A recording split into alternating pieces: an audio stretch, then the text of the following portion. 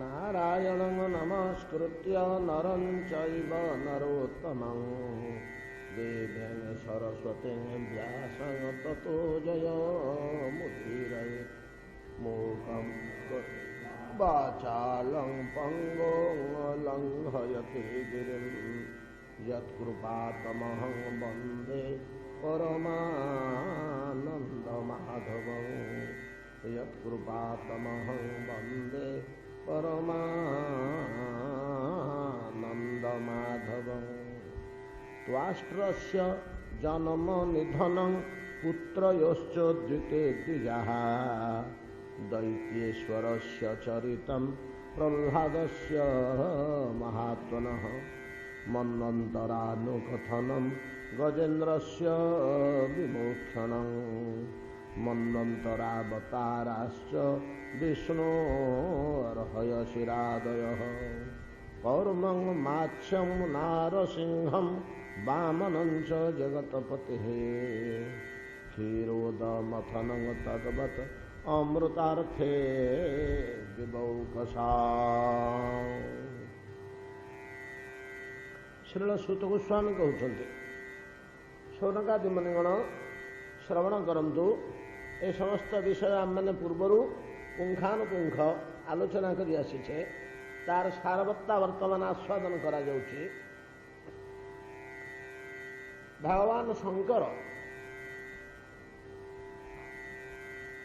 चित्रकेतु विद्याधरपति चित्रकेतु द्वारा लांछित हेले किछि दुर्वाक्य कहले किंतु भगवान शंकर आलोचना करछे काली आमे मन पकांतु किंतु भगवान शंकर टिके हसी देले सेमती अविचलित हो हाँ हाँ हौ हौ हौ चित्रकेतु भल कथा कहिछ। शिव निर्विकार तांग भितर किछि क्रिया कलानी चित्रकेतुंगर ताच्छल्य लांछना और आक्षेप क्षति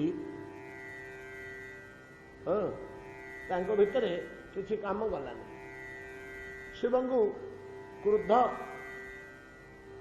किंबा लज्जित से तांकर आत्मग्लानि अनुभव करवा किछि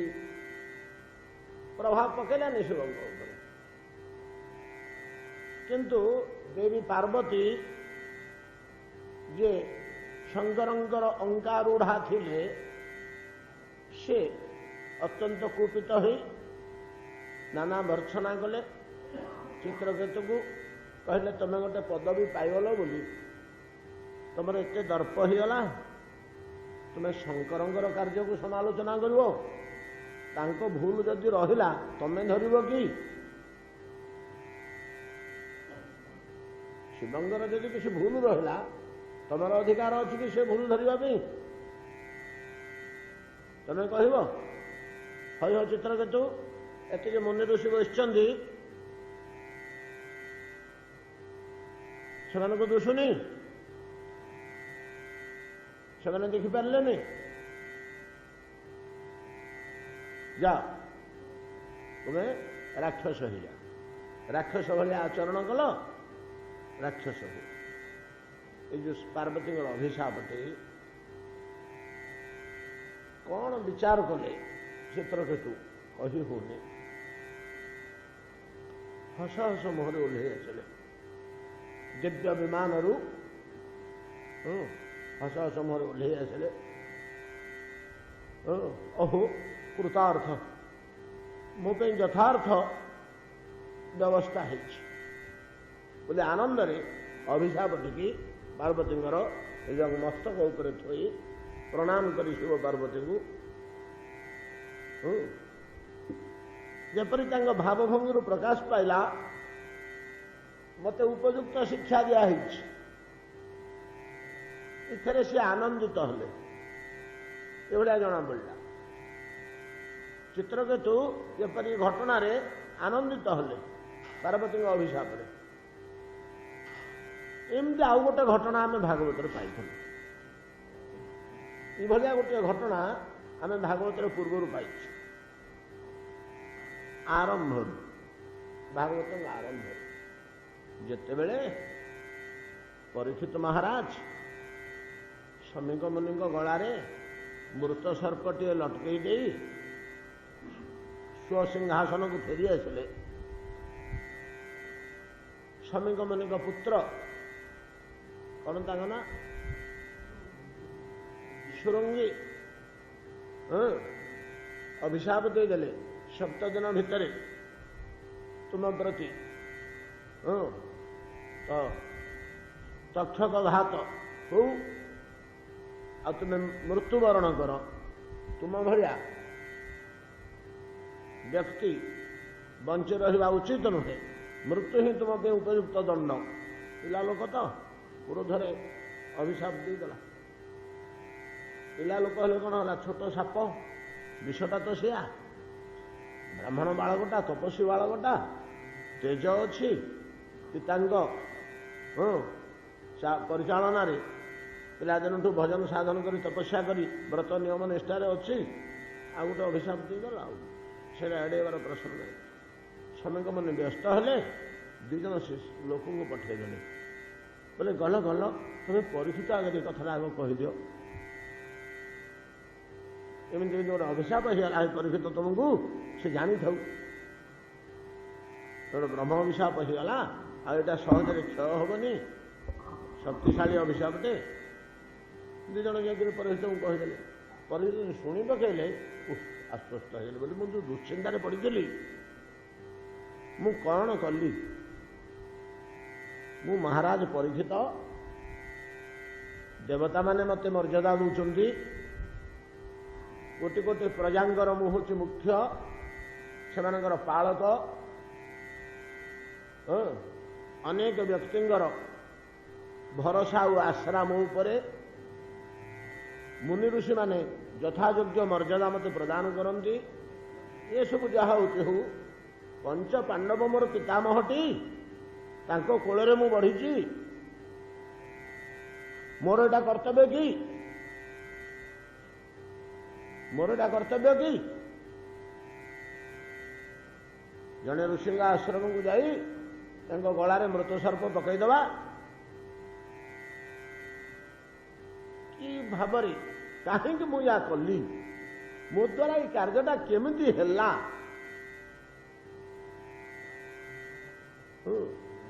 प्रकृत परीक्षित को एटा ईश्वर इच्छा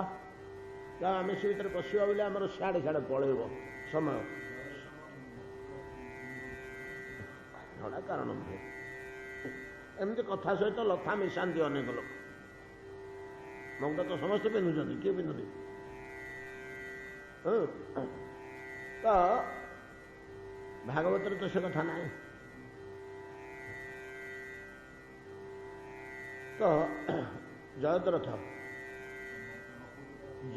तो जीवन सामान पिंधले कहीं कम करना ये पिंधिक घड़िए कहीं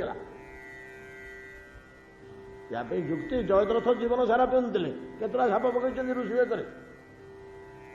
आ 10 मिनिट पिंधिक ईश्वर इच्छा भागवत को भक्तर अवतरण करवाई क्या द्वारा करेंगे निज प्रिय भृत्य द्वारा करेंगे ता द्वारा गोटे कर्म कर दंड दे प्रिय लोक द्वारा करवा ना आम गोटे किसी विशेष कार्य करने बुझा क्या निजोग करवा से जे विश्वस्त प्रिय अपना लोक तू जाटे से छिड़ा हो तक गोटे आघात लगे देखा तू एमती सेमती कर ईश्वर इच्छा बलवान श्रीमद भागवत नामक महाशास्त्र को समाज को अवतरण करने निमंते रास्ता तैयारी कर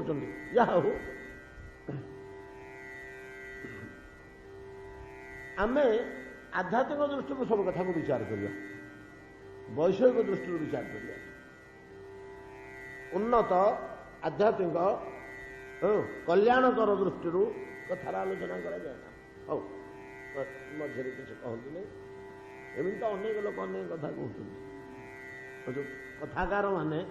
अनेक कहते कि भागवत तो से कथा मानना कि अन्य कौन से पुराण में ना ସେତିକି ବେଳେ ଏଇ ଅଭିଶାପକୁ ଶୃଙ୍ଗୀ ମନିଙ୍କର ଅତ୍ୟନ୍ତ ଆଦରର ସହ ଗ୍ରହଣ କଲେ କିଏ ସେ ପରୀକ୍ଷିତ। କହିଲେ ଓଃ ମୁଁ ମୁକ୍ତ ହେଇଗଲି, ଦୋଷଟା କଲି ସାଙ୍ଗେ ସାଙ୍ଗେ ଦଣ୍ଡ ହେଇଗଲା, କାମ ଜୁଟିଲା ଆଉ କ'ଣ, ମଇଳା ଲାଗିଲା ସାଙ୍ଗେ ସାଙ୍ଗେ ଧୁଆ ହେଇଗଲା ଆଉ ହେଟା ତ 2 ଘଣ୍ଟା ଦେହରେ ଲାଗି ରହିଥାନ୍ତା ମଇଳାଟା ଭଲ ହେଇଥାନ୍ତା କି? ଦୀର୍ଘ ସମୟ ଧରି ତୁମର କ୍ଷତି ହେଇଥାନ୍ତା। ଆଚ୍ଛା ଦୋଷ ପାଇଁ ଦଣ୍ଡ ତ ସୁନିଶ୍ଚିତ ନା କର୍ମକୁ ବାଟେ କାଟିଦେଇ ହବ? କର୍ମଫଳ ତ କୁବାଟେ କାଟିଦେଇ ହବନି, ଫେର ବ୍ରାହ୍ମଣ ଅଭିଶାପ ତ କୁବାଟେ କାଟିଦେଇ ହବନି। ଅତଏବ ମୁଁ ଯେ କର୍ମ କଲି ୟାର ପରିଣତିଟା ମୋତେ ସାଙ୍ଗେ ସାଙ୍ଗେ ମିଳିଗଲା, ଏଟା ବଡ଼ କଲ୍ୟାଣକର। ଯେପରି ପରୀକ୍ଷିତ ଗ୍ରହଣ କରିଥିଲେ ଠିକ୍ ସେଇଭଳିଆ ଗ୍ରହଣ କଲେ କିଏ ସେ ଆମର ଚିତ୍ରକେତୁ। ଯେତେବେଳେ ଆନନ୍ଦ ମନରେ ଅଭିଶାପ ଟିକେ ଗ୍ରହଣ କରି ଚାଲିଗଲେ ଭଗବାନ ଶଙ୍କର ଖୁସି ହେଲେ। ସାଧୁ ସାଧୁ ସାଧୁ, ଏ ପାର୍ବତୀ ଦେଖ ହରିଭକ୍ତ, ହରିଭକ୍ତର ଆଚରଣ ଦେଖ, ଯିଏ ଭଗବାନଙ୍କ ଚରଣାରବିନ୍ଦରେ ନିଜକୁ ସମର୍ପିତ କରିଛି, ଶ୍ରୀହରି ଯାହାର ଏକମାତ୍ର ଲକ୍ଷ୍ୟବସ୍ତୁ, ଭଗବତ ଚରଣାରବିନ୍ଦରେ ଯାହାର ମନ ସୁନିର୍ଦିଷ୍ଟ, ତାର ଆଚରଣ ଦେଖ। ଏଟା ତମମାନେ ବୁଝିବନି, ୟାର ମୂଲ୍ୟ ତମମାନେ ବୁଝିବନି। ଭଗବାନ ଶଙ୍କର କହୁଛନ୍ତି ଏଇ ଯୋଉ ଆଗ୍ରହରେ ଅଭିଶାପକୁ ନେଲା, ଏଟା ତମମାନେ ବୁଝିବନି ତା ମୂଲ୍ୟ, ଆମେ ବୁଝୁଛୁ କିଛି କିଛି। ଆଜ୍ଞା ଭୂୟସୀ ପ୍ରଶଂସା କରିଛନ୍ତି ଚିତ୍ରକେତୁର। ଦେଖନ୍ତୁ ତ ଗଲା ମୁହୂର୍ତ୍ତରେ ଯିଏ ତାଚ୍ଛଲ୍ୟ କରି ଏଡ଼େ ବଡ଼ ଅପମାନ ଦେଲା, ତାର ଆଚରଣରେ ଏଡ଼େ ଖୁସି ହେଉଛନ୍ତି ଶିବ। ଆପଣ ଦେଖିବେ 10-12ଟା ଶ୍ଲୋକ ଭଗବାନ ଶଙ୍କର କହୁଛନ୍ତି ଖୁସିରେ ପାର୍ବତୀକି, ଏ ପାର୍ବତୀ ଦେଖ ବୋଲି କହି ସମ୍ବୋଧନ କରି କହୁଛନ୍ତି ହରିଭକ୍ତର ଆଚରଣ ଦେଖେ। ସେ ସ୍ୱୟଂ ଯେମିତି ଭଗବାନ ଶଙ୍କର ନିର୍ବିକାର ଥିଲେ, ଦେଖିଲେ ଏଇ ଗୁଣଟା ପାର୍ବତୀ ଚିତ୍ରକେତୁର ଶକ୍ତି ନାହିଁ ତୁମକୁ ପ୍ରତି ଅଭିଶାପ ଦେବା ପାଇଁ। ତମେ ଯେମିତି ତାଙ୍କୁ ଗୋଟେ ଅଭିଶାପ ଦେଇଦେଲ, ଚିତ୍ରକେତୁର ସାମର୍ଥ୍ୟ ଅଛି ନା ନାହିଁ ତମକୁ ଗୋଟେ ଅଭିଶାପ ଦେବା ପାଇଁ? ତୁମେ ଭୋଗ କରିବାକୁ ବାଧ୍ୟ ହୋଇଥାନ୍ତ, ତାହା କଲା କି? ଉତ୍କ୍ଷିପ୍ତ ହୋଇ ତମେ ଯେ ଅଭିଶାପ ଦେଇଦେଲ,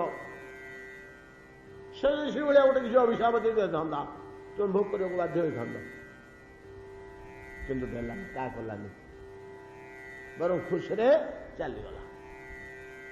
ବହୁତ କଥା ସେଠି କହିଛନ୍ତି ହରିଭକ୍ତର ଲକ୍ଷଣ,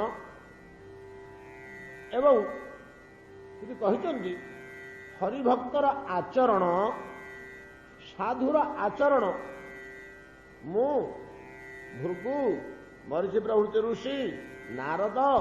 ବ୍ରହ୍ମା, ଆମେମାନେ ମଧ୍ୟ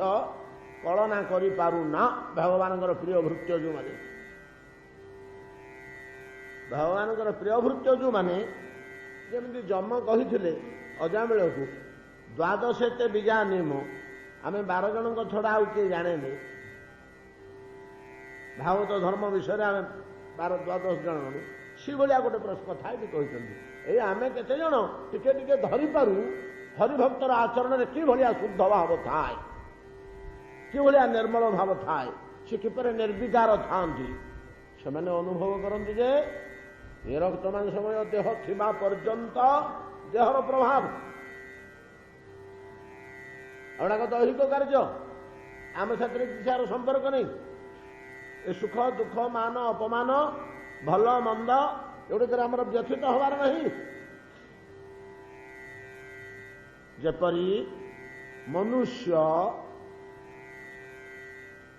ଅଜ୍ଞାନବଶତଃ ନିଜ ଗଳାରେ ଥିବା, ଏ ଶ୍ଲୋକଟା ଦେଇଛନ୍ତି ଶିବ, ଏଇ ଶ୍ଲୋକଟା କହୁଛନ୍ତି ସେ ଶ୍ଲୋକରେ, ନିଜ ଗଳାରେ ଥିବା ପୁଷ୍ପଦାମ, ପୁଷ୍ପମାଳାକୁ ସର୍ପ ଜ୍ଞାନ କରି भयर इतस्तत पलायन करे दौड़े पशिगला मुंडे फुलमालाटा बेकर पड़ी छपुटे बोलिक चमकी पड़ा ता मुंडे पशिगला तो फुलमाल ज्ञानटा लुप्त हो अज्ञानवशत सर्प ज्ञान आरोपित होगला ए मो बेकर छपुटे पड़ गई पुष्पमाला को अज्ञानवशत सर्प ज्ञान करी जमी मनुष्य इतस्तत है सेमती सांसारिक सुख दुख घात प्रतिघात गुड़ा को पुष्पमाला को सर्प बोली सत्यबोध कला भलिया ये कौन सी प्रभाव नथिबा सुख दुख दैहिक प्रभाव को अज्ञानवशत आमे सत्य बोली ग्रहण करुचु जिनिसटा मोहर कथा नुह दिव्य ज्ञान न भगवत ज्ञान न अनुभव आसोनी कि कथाटे अच्छी आम हाथ पांदारे सीना जिनिसटा नाई एमती गोटे घटना रही ये दैहिक प्रभाव गुड़ा को ग्रहण न करवा लोक अच्छा अवश्य आदर्श स्थानीय लोक मान जीवन चरित आमर प्रसंग मानक आसूच अवधूत आदि नहीं कि भिक्षु गीतार आमर कड़ी सुंदर कथा कहुई ईश्वर को जावाई जहा हो एमती बहुत गुड़े शिक्षा देले हरिभक्त मानकर भूयसी प्रशंसा कले हरिभक्तर प्रशंसा करू हरिंगर गुण मन बढ़ीगला हरिंगर गुण स्तंभीभूत हो बसीगले शिशु कहले चित्रकेतु हे तुम जोगु आज मु अध घंटे गभीर भाव हरि स्मरण कर पारि ये गोटे केमती लोक देखु तुम जोगु मु तन्मय भाव हरिभक्त मानकर गुण गान कर सुजोग पाइली श्रीहरिंकर स्मरण रे 10 मिनिट के अध घंटे आउ गाढ़ भाव आस्वादन कर पारे श्रीहरिंग स्वरूप मग्न हो समय बसले मन पड़गला जो प्रकृतिस्थ हेले पार्वती जगुचन भगवान चित्रकेतुंगर एते महान व्यक्ति से आपण मुहरे जार प्रशंसा करुँगी ताच्छल्य शुणिला पर आपणकर जो आचरण मु देखुची आपण मानकर गतिविधि भाव भंगी आमे बुझापी समर्थ नहु आमे गोटे निम्न स्तर में पड़ीचु ऊर्ध्व स्तर कार्य गुड़ाक आमको उल्टा पुल्टा दुशुची आम दृष्टि आमे देखुचु सबू से स्थिति से दृष्टि से ज्ञान आम मानकर ना एमती गुड़िए कहले भगवान चित्रकेतु आपण तो भगवान शंकर आपण कथा कौन कहवा किंतु चित्रकेतु जने सामान्य राजा थिले से क्यों उपासना बल स्थिति की आसी पार्टी कौ उपासना बल स्थिति की आस शिव पूर्व कथा कहले काली जहाँ आम आलोचना करते अंगिरा और नारदंगर उपदेश पुत्र नाश या पर वैराग्य और ज्ञानोदय से कहते बहुत गुड़े रहस्य अच्छी बहुत गुड़े कथा आम सब गुड़िक डिटेल कह बसला दीर्घ समय गुड़े लगे आम गड़ीज खाली तार चुंबक टे कहीदे आप सार कथा पॉइंट धरता उपकार आसो आप कल्याण गुड़िक सिद्धांत गुड़िक से कहते शिव कहते ये ये चित्रकेतु शंकर षणंगर उपासक बड़ ठाकुरंकर ये बड़ बाड़र सेवक कौन बुझिपारे तो ये श्रीहरिंग सेवक नुहे श्रीहरिंग सेवक नुहे बोले आमर जमी बुद्धि आम बुझी पकड़ा जे ये श्रीहरि को घृणा करुले जगन्नाथ को शत्रुता करुले निंदा करुले नाई सेमती नुह बड़ ठाकुर विग्रहटा जगन्नाथ विग्रह ठू भिन्न कि एक तत्व द्विमूर्ति ही बस तत्व एक तो ना ईश्वर दीटा भगवान दीटा कि एक भगवान जोड़े स्वरूप विराजमान कर तत्व एक जगन्नाथ रूप बलभद्र रूप जगन्नाथ को तो वेदांत शास्त्र रे कहा जाए वासुदेव आउ संकर्षण वासुदेव आउ संकर्षण ये है मूल तत्व से कोठी राम लक्ष्मण होती से कोठी जगन्नाथ बलभद्र होती से कोठी कृष्ण बलराम होती से कोठी नरनारायण होती से कोठी चैतन्य नित्यानंद होती एक तत्व दुईटी मूर्ति होती दुईटी मूर्ति मूल नाम है वासुदेव और संकर्षण चतुर्व्यूह नहीं कि नमस्ते वासुदेवाय नमः संकर्षणाय च प्रद्युम्नाय निरुद्धाय चतुर्व्यूहे नमो नमः चतुर्व्यूह बोले कौन जड़े लोक बस चारिपटे चार्टा दर्पण धुआई चार्टा प्रतिबिंब तार बाहरी अरे चारिजण लोक कि बुझिपार तो चारिपटे तार चार्टा दर्पण धुआई से दर्पणर बोर्डर मानकरे गोटे दर्पण गाढ़ नाली रंग दिखाई भीतर पटे बोर्डर रे भीतर पटे गोटे हलदिया रंग दिखाई गोटे सबुज रंग दिखाई नहीं कि गोटे श्यामल रंग दिखाई से मूर्ति गुड़िक से रंग रंजित होती जड़े लोक मझे बस चार्टा दर्पण चारिपटे अच्छी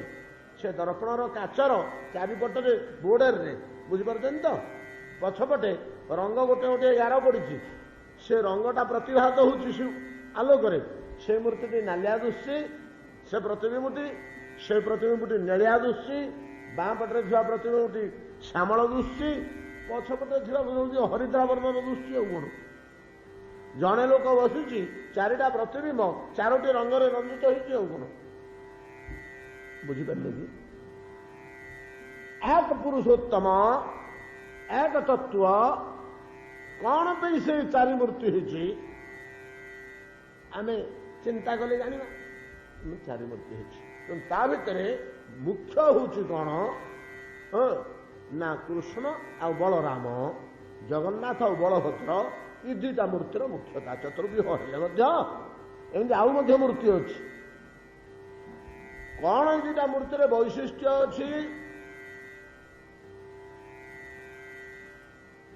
कौन ये मूर्तिटार वैशिष्ट्य अच्छी स्वरूपम अन्याकारम जत तस्य भाति विलासतः प्रायणात्म समंग सकत्या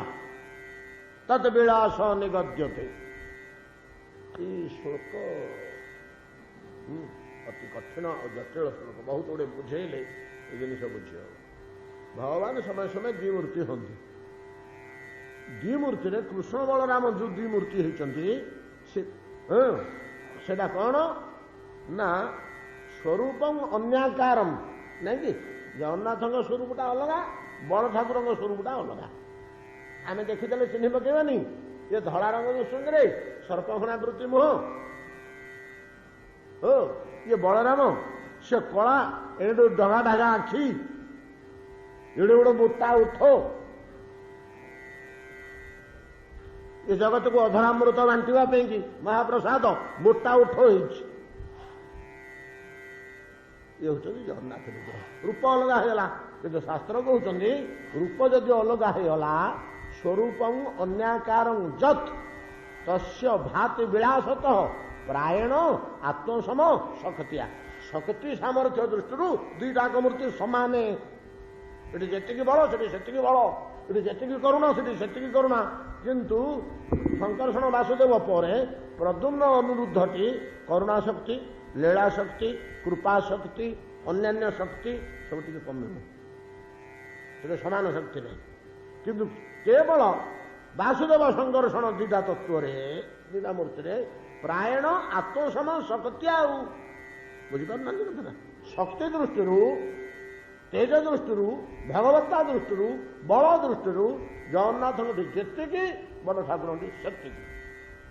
खाली स्वरूपटा अलग पार्वती समस्ते जगन्नाथ उपासना आहे जगन्नाथ आहे जगन्नाथ गोटे गोटे लोक अच्छा से बड़ ठाकुर को जाबुड़ी धरती किए से बड़ ठाकुर को जाबुड़ी धरती ना जोड़ाक जगन्नाथ को उपासना करुथिबा व्यक्ति मानक अपेक्षा आउ किछि बात आगे जाइछन्ति सेमाने करन्ति। प्रेम भक्ति चंद्रिका सिद्धांत मानकर सार बोली आम आलोचना करूँ केते गुड़े दिन होगा 2-3 वर्ष होगा प्रेम भक्ति चंद्रिका नरोत्तम दास ठाकुर जहांगर सेव्य विग्रह आमर प्रिय राधाकांत जीवन सारा पूजती प्रेम भक्ति गोटे पद लिखिले श्रीकृष्ण भजने भाई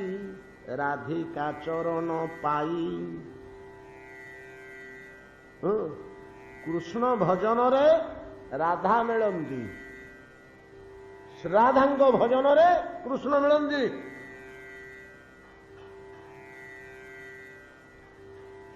की कथा ये राधा रानी को भजन कले जार कृष्ण दरकार से राधा को भजन करू चरम सिद्धांत आउ जार राधा दरकार से कृष्ण को भजन करू कहीं जन को तो पाइबा से लक्ष्य रखला आउ जन को कहीं भजन कर अरे कृष्णटा क्या संपत्ति तार निजत्व अच्छी कृष्ण को तुम्हें भजन कर हे कृष्ण तुम्हें मोर हुआ से कौन कहे मु तो जनकर हो जाए आउ तोर केमी हबी जा ताकू मागू से जदि दब ताले मु तोर बुझिपारे कथा क्या कृष्ण राधाराणी नुहति कि ना राधाराणी कृष्ण नुहति भक्त भगवान नुहे ना भगवान भक्तर नुहति कड़ा हो जाऊँ हूँ कड़ा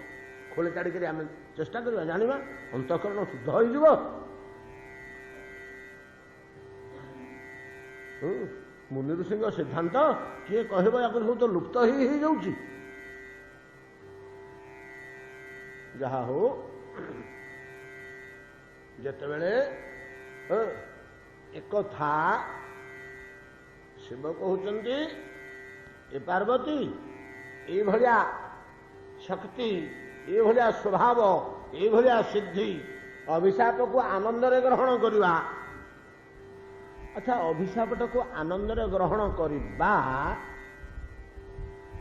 कार्यटा अवस्थाटा को अवस्था जे कि आपण मानू कहा नहीं कौन घोरी घोरी घोरी कर 100 थर कहली एवं 2 मास होला छाड़देली बोली आपण फेरे भूली जाउछंदी तत्तेनुकंपासु समीक्षमाण नहीं कि ए बात कृतंग विपाकम हृदुबाक बपुर्भि विदधन नमस्ते जीवे तो जो भक्ति पदे मुक्ति पदे सदाय भाग। श्लोक आउ अर्थ करी बतेबी केते दिन कहन होई तत्तेनुकंपासु समीक्षमाण ये गोटे दंड आसी पहुंचले गोटे दुख आसी पहुंचले केतुटा लोक अछंती से माने विचार करिवे जे ओहो प्रभु अनुकंपा मते ही गला ये दंडुटा को अनुकंपा बोली क्यों विचारिबो। ये भागवतर असाधारण श्लोक नुहे कि केते थोड़ा आलोचना होती कहुई तत्तेनुकंपा सुसमीक्षमाण भुंजान एवात कृतंग विपाकम।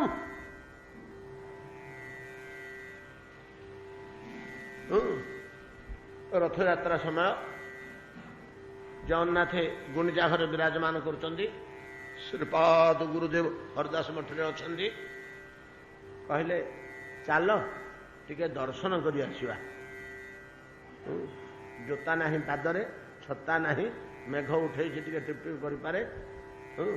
गोटे गोटे बड़ दांड रे जाओ। हठात गुरुदेवंकर गोटे प्रश्न हरिकथा कहूच हाँ बाबा आपण कहले कहबू हरिकथा कह बोली आपण बाध्य कले हौ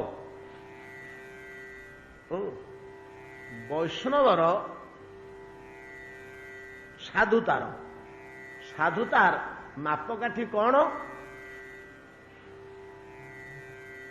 अपमान सहिष्णुता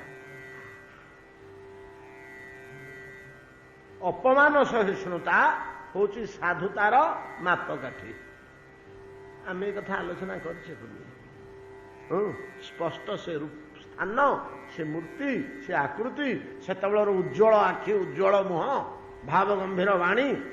बाटरे जाऊ जाऊ पछकू बुलिकी चाहिए कहते अपमान सहिष्णुता साधुतार मापकाठी से कि प्रकार ना त्रिविध उत्तम मध्यम अधम अधम बा निकृष्ट साधु किए ना अपमान पाइला परे जे ताकू चिपचापिक संभाली गला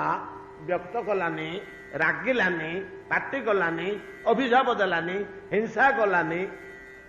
जहाँ कौन हो जहाँ देला भाग्य भोग कौन से बाटे से संभाली गला से हूँ अधम साधु बा कनिष्ठ साधु मध्यम साधु किए से ना मध्यम साधु हूँ से जी अपमान प्राप्त होला परे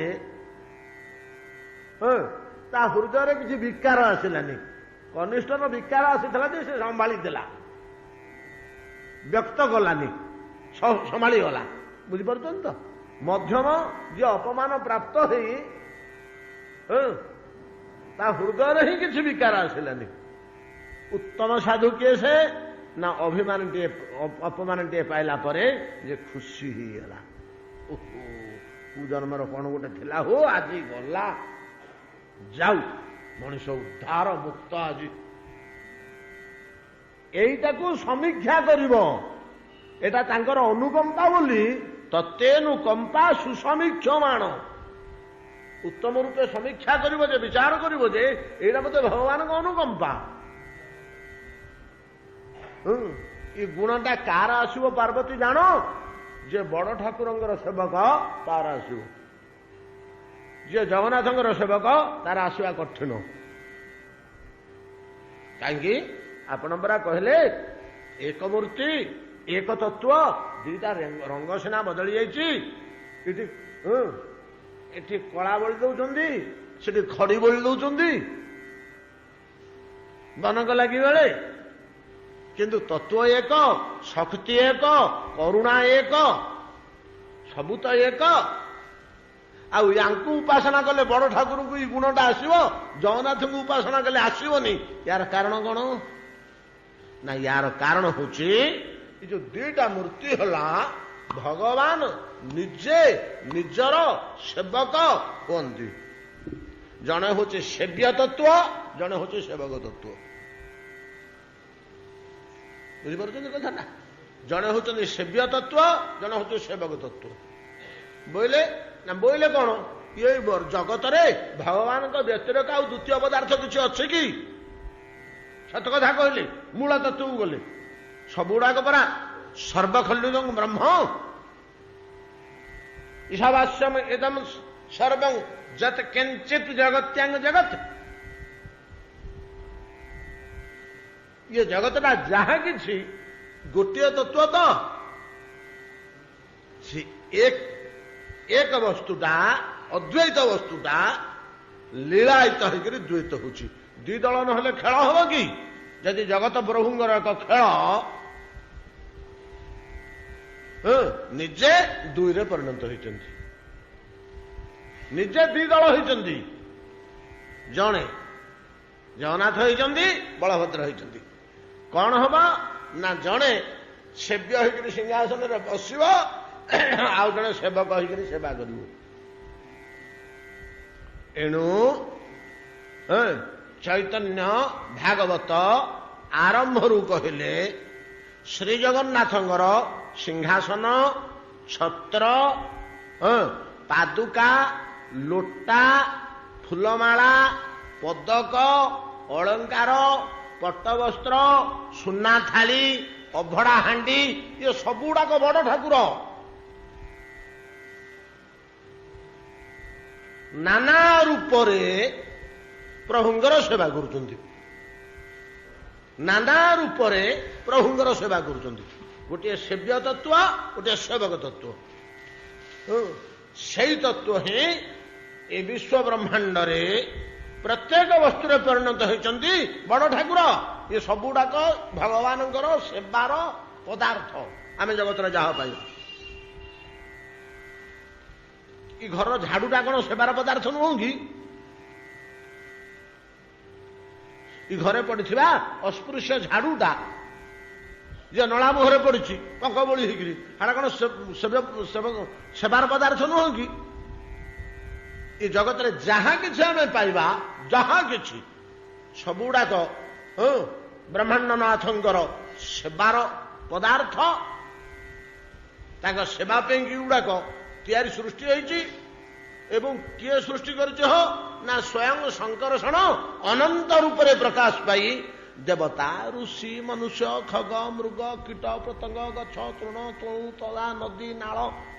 माटी गोड़ी काठ पथर तू आरंभ कर पिचु घसी पर्यंत प्रत्येक पदार्थ ईश्वर सेवार पदार्थ एटा शंकरषण स्वरूप तांकु जे इष्टदेव बोलिक धरला एथर टिके कथा बुझंतु शिव बुझाउछन्ति ए रहस्य तांकु जे इष्टदेव बोली धरला तांको दल रे मिसिगला तांको पछरे गोडेला शंकरषण पछरे से सेवक दल रे रहिला सेवक दल रे रहिला जगन्नाथ को जे उपासना कला तांको प्रिय लोक हला तांको दल रे रहिला तांको ग्रुप रे बसिला से सिंहासन रे जगन्नाथ पाखे किए छती धरती किए त्रास धरती किए कौन तांको दल रे रहिला सेव्य दल रे रहिला बुझिपारे ना गोटे सेवक दल अलग होगले गोटे सेव्य दल अलग होगले ये तत्वटा बहुत कम लोक बुझे आज्ञा गोसाई जी रहस्यटा को बुझी आमर वैष्णव जगत तो गोस्वामी मैंने फुटई बतई लेखा पढ़िक मुझे कहीदे ना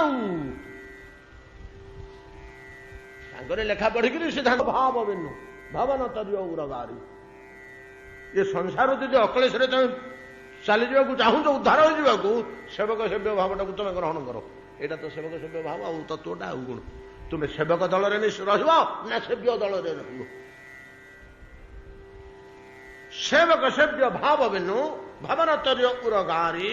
भज्य राम पद पंकज यह सिद्धांत निचोरी यही सिद्धांतटा को चिपुड़ी गिरी विचार पूर्वक ए दल को जीव कि से दल को जीव निर्णय करो जगन्नाथ पाखे दल सेव्य होकर बस सुख आनंद वैकुंठ गोलोक भोग विलास चतुर्भुज मूर्ति पीताम्बर किरीट कुंडल खाली ये कौस्तुभमणिटा रही ना आ सब तो अच्छी भगवान परिणत हो जो लोकटा मुक्त होकर जीवन मुक्ति मुक्ति लाभ कर चतुर्विधा मुक्ति लाभ कर वैकुंठ को जाए तार रूपटा केमिका हुए सर्वे चारु चतुर्भुजा नहीं कि कौन नथिबो एटा कौन नुआ कथा कि आम कौन नथिबो केवल कौस्तुभ मुंडा रही आ सबुटा रही भगवान जमी रूप हेले रूपटा जदि हो जाऊँ भगवान भाया खाद्य पेय सेवा शुश्रूषा सबुड़ाक से भाया नहीं जोटा वैकुंठ भगवान पाखे समर्पित हम हाटा तो समस्त पाइले कौन हेले सेव्य दल रहा आउ दलटे अच्छा सेवक आउ दलटे अच्छा सेवक पान खाई छेपा पकई देला बेलू पिकदानी धरी छड़ा होती मुह पाखे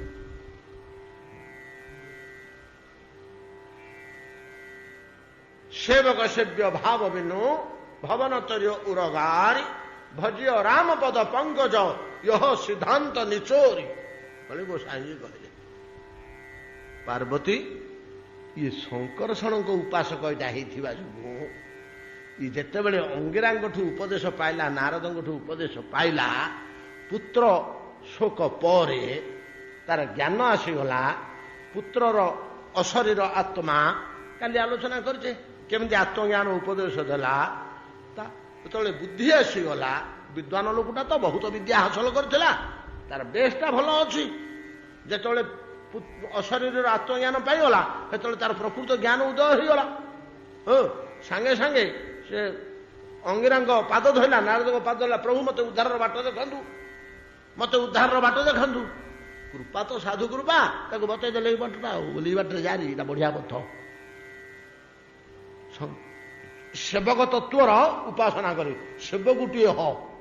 ହରିଙ୍କି ଉପାସନା କରି ତାଙ୍କ ଦଳରେ ସେବ୍ୟ ହୋଇ ବସେନା। ସେବକ ମାନଙ୍କ ଭିତରେ ରହିଥିବା ଯୋଗୁଁ ଏଟାକୁ ଶଙ୍କରଷଣଙ୍କ ଉପାସନା ବୋଲି କୁହାଯାଇଛି। ଆଉ କଣ ଶଙ୍କରଷଣଙ୍କ ଉପାସନା କରିଥିବା ଫଳରେ ଏଇ ବୁଦ୍ଧି ଜାତ ହେଇଛି। କୋଉ ବୁଦ୍ଧି ଜାତ ହେଇଛି? ଅତି ଘୋର ବିଷସମ ମଣିବେ ସମ୍ମାନ ଅପମାନ ମଣ ଭାଇ ଅମୃତ ସମାନ। ତତ୍ତେନୁକମ୍ପା ସୁସମୀକ୍ଷମାଣ ଭୁଞ୍ଜାନ ଏବାତ୍ମ କୃତଙ୍ଗ ବିପାକମ୍ ହୃଦ ବାକ ବପୁଭୀର ବିଦଧନ ନମସ୍ତେ ଜୀବେ ତଜୋ ମୁକ୍ତି ପଦେଶ ଦାୟ ଭାଗ। ଏ ଶ୍ଲୋକର ତାତ୍ପର୍ଯ୍ୟ ଇଏ ପାଇଛି। ଇଏ ଏତେ ବଡ଼ ଲୋକ ଅସାମାନ୍ୟ ଲୋକ, ସାମାନ୍ୟ ଲୋକ ନୁହେଁ। ଏଇ ଗୋଟିକ ଜିନିଷରେ ଆଜି ଆମର ସମୟ ହେଇଗଲା। ଏଇଟା ଯଦିଓ ଉପାଦେୟ ଜିନିଷ, ଆପଣମାନେ କେତେ ଦୂର ଗ୍ରହଣ କରିଥିବେ ଏଇଟା ମୁଁ କହିପାରୁନି। ଆମର ପୂର୍ବରୁ ୟା ବିଷୟରେ ସାମାନ୍ୟ ଆଲୋଚନା ହେଇଛି ଯେ ଯଦି ବିଦ୍ୱାନ ଶାସ୍ତ୍ରଜ୍ଞ ଅଧ୍ୟାତ୍ମ ବେଦାନ୍ତୀ ଲୋକ ବସିଥାନ୍ତେ ବୋଲି ଏହାର ମୂଲ୍ୟ ବୁଝନ୍ତି ଅଧିକ ମାତ୍ରାରେ। ଯାହା ହଉ ପ୍ରଭୁ କୃପା କରନ୍ତୁ, ଜନ୍ମେ ଜନ୍ମେ ଆମକୁ ବଡ଼ ଠାକୁରଙ୍କର ମୁଁ କେତେ ଜାଗାରେ ଲକ୍ଷ୍ୟ କରିଛି ଆଜ୍ଞା, କହିବି ଖୋଲିକିରି ଗୋଟା କହିବା ଉଚିତ ନାହିଁ। କିଛି ସିରିୟସ୍ କାମ ପାଇଁକି ପ୍ରସାଦୀ ଦରକାର ହେଲେ ମୁଁ ବଡ଼ ଠାକୁରଙ୍କର ମାଗିକିରି ନିଏ, ସକ୍ସେସ୍ ହୁଏ। ଭଲ ୟା ଅର୍ଥ ନୁହଁ ଆପଣମାନେ ଜଗନ୍ନାଥଙ୍କର ନେଲେ ହବନି, ବିଘ୍ନ ହେଇଯିବ, ଏଇଟା ବୁଝି ପକେଇବେନି। ଆମେ ତ ଅଜ୍ଞାନ ନା, ଭାବ ଆବେଗ। ଯଦି ସେବା କାର୍ଯ୍ୟରେ ଯାଉଛନ୍ତି, ଠାକୁରଙ୍କର ସେବା କାର୍ଯ୍ୟ,